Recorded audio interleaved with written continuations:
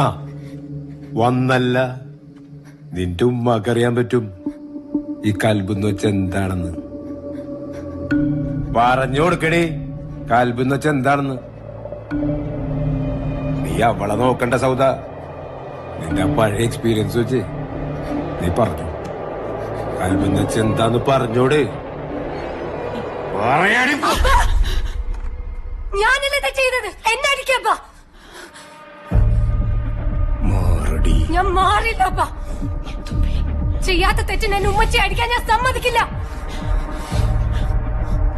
ഉമ്മച്ചി മിണ്ടരുത്. ഇനി എന്റെ ഉമ്മച്ചി ഉപദ്രവിക്കാൻ ഞാൻ സമ്മതിക്കില്ലപ്പാ.